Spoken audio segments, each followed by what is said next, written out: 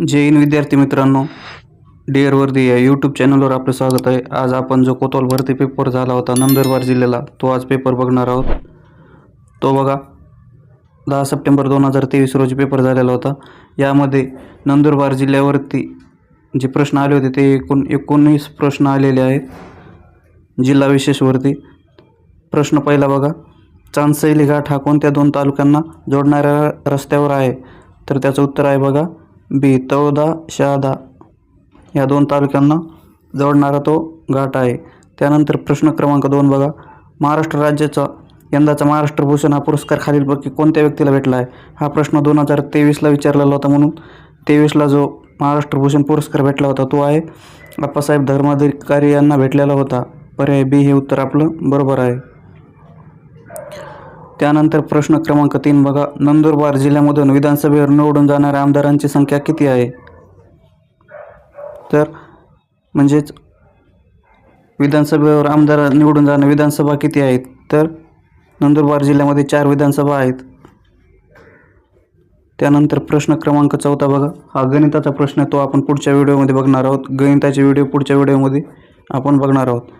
त्यानंतर प्रश्न क्रमांक 5 बघा, तापी नदी ही खालीलपैकी कोणत्या तालुक्यातून वाहते?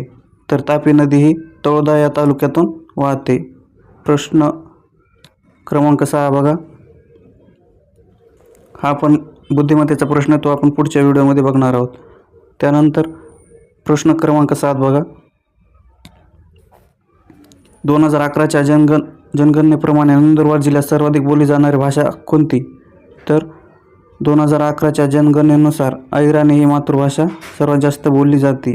पर्याय क्रमांक सी हे उत्तर आपलं बरोबर आहे।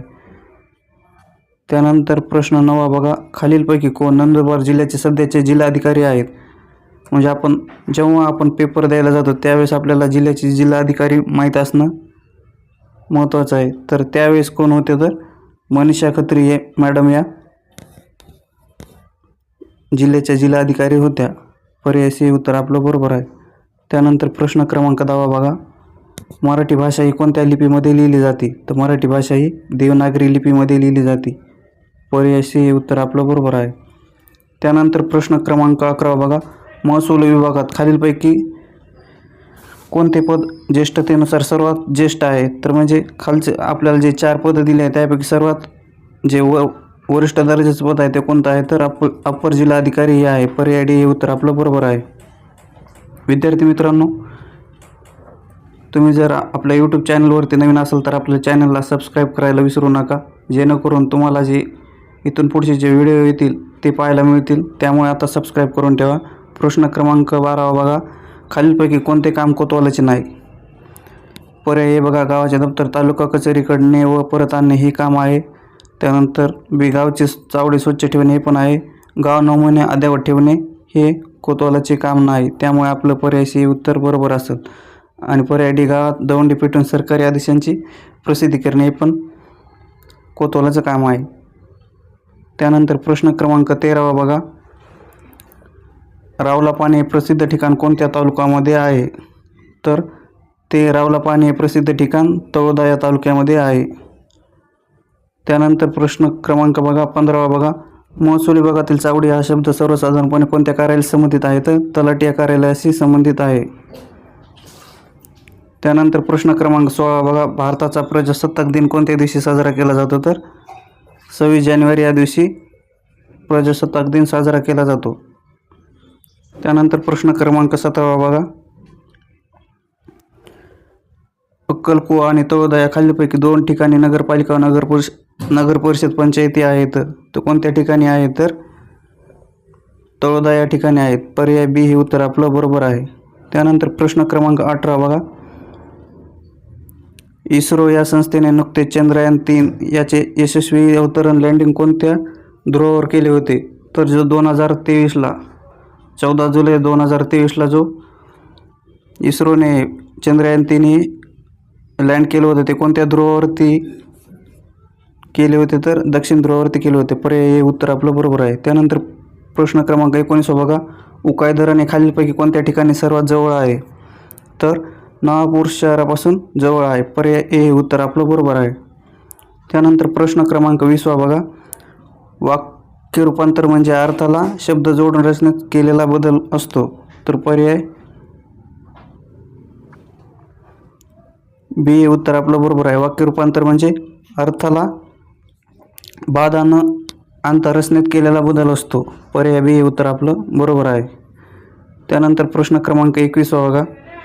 नंदुरबार जिल्ह्याची सीमा खालीलपैकी कोणत्या राज्याशी संलग्न आहे? तर नंदुरबार जिल्ह्याची जी सीमा आहे ती मध्य प्रदेश या राज्याला लागून आहे. पर्याय ए हे उत्तर आपलं बरोबर आहे. विद्यार्थी मित्रांनो, व्हिडिओ जर आवडत असेल तर आपल्या व्हिडिओला आताच लाईक करून ठेवा आणि तुम्हाला दुसरा पेपर जो आहे ते कोणत्या जिल्ह्यावरती पाहिजे ते कमेंट करून नक्की सांगा. प्रश्न क्रमांक 22 बघा. शासन आपल्या दारी या महाराष्ट्र शासनाच्या उपक्रमाचे उद्दिष्ट काय आहे? तर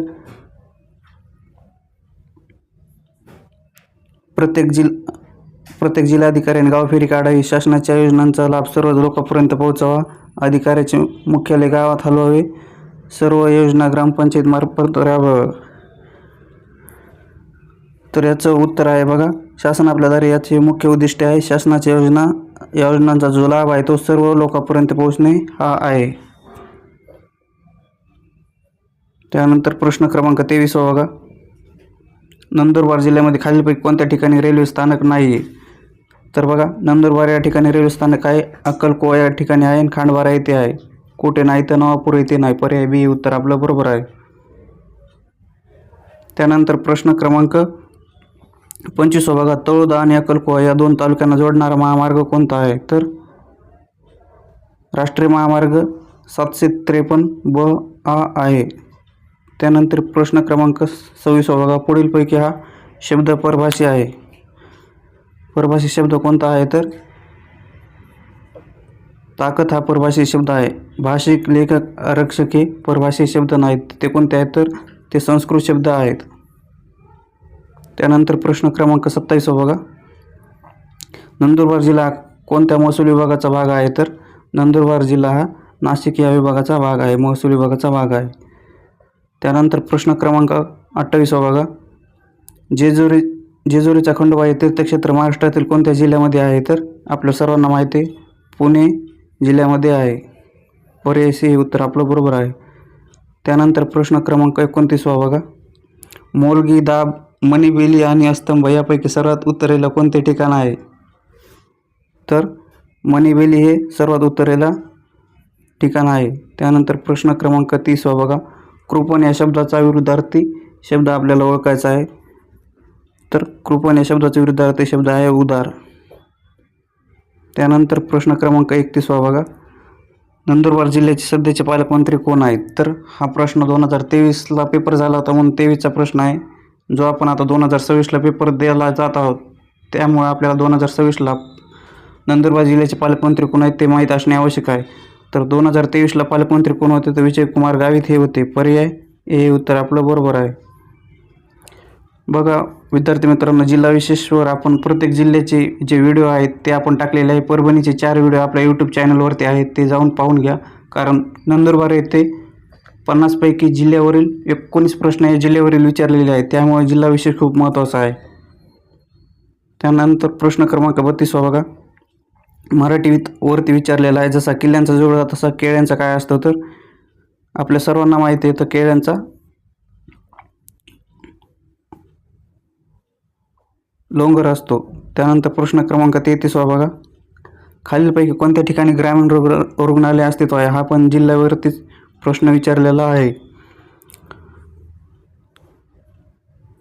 तर कोणत्या ठिकाणी ग्रामीण रुग्णालय अस्तित्व आहे? तर अक्कलकोवा येथे आहे. पर्याय सी हे उत्तर आपलं बरोबर आहे. त्यानंतर प्रश्न क्रमांक 34 बघा. मराठीला प्रश्न विचारलेला आहे. निशाचर या शब्दाचा अर्थ काय आहे?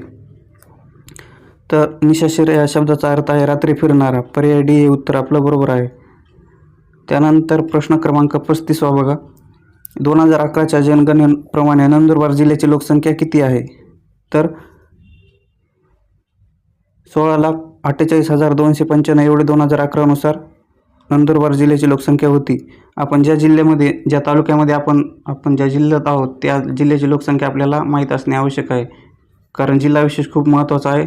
19 प्रश्न हे विचारलेले आहेत नंदुरबार जिल्ह्यावरती. आपल्या जिल्ह्यावरती सगळे आपल्याला प्रश्न माहीत असणे आवश्यक आहे.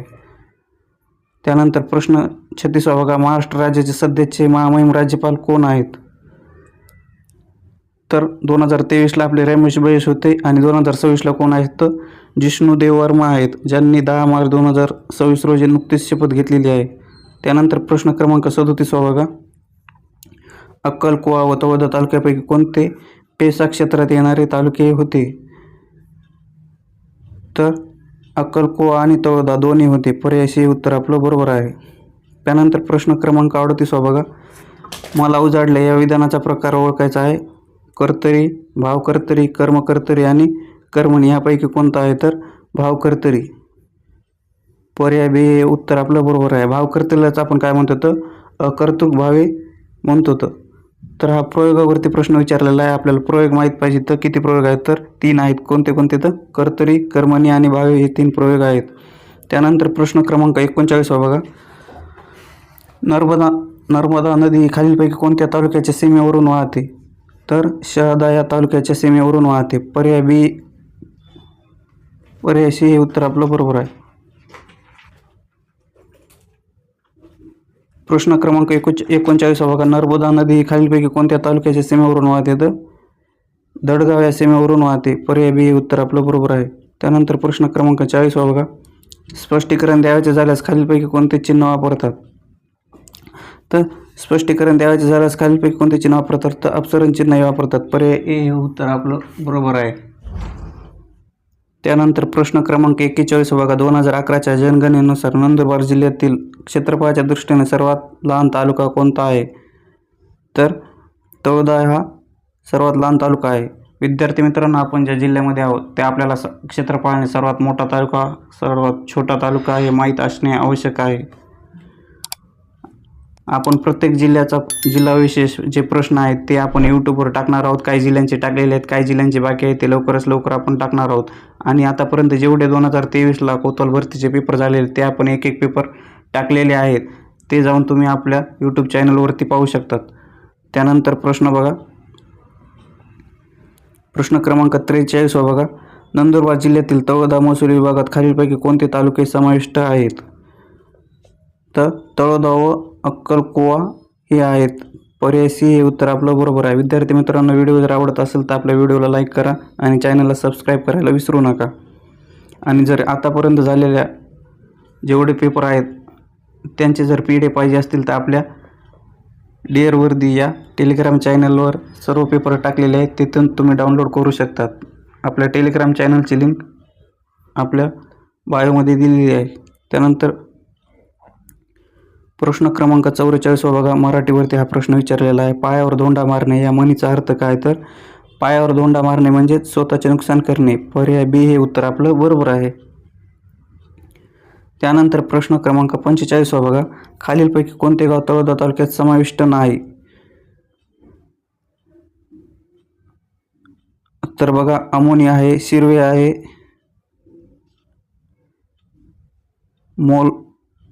मोदलपोडा आहे, आलिविहार नाही. म्हणून पर्याय बी हे उत्तर आपलं बरोबर आहे. त्यानंतर प्रश्न क्रमांक 47 बघा, नंदुरबार जिल्हा जो आहे हा जिल्हा धुळे जिल्ह्यामधून कोणत्या साली विभाजित करण्यात आला आहे? तर कधी करण्यात आलेला? तर 1998 साली हा विभाजित करण्यात आलेला आहे. पर्याय बी हे आपलं उत्तर बरोबर आहे. त्यानंतर प्रश्न क्रमांक 48 बघा, पर्यायात दिलेल्या शब्दातून क्रियापद ओळखायचं आहे. क्रियापद म्हणजे काय? तर वाक्याचा अर्थ पूर्ण करणाऱ्या शब्दाला आपण क्रियापद असे म्हणतो. तर यामध्ये क्रियापद कोणतं आहे? तर हाताळणे हे क्रियापद आहे. पर्याय डी हे उत्तर आपलं बरोबर आहे.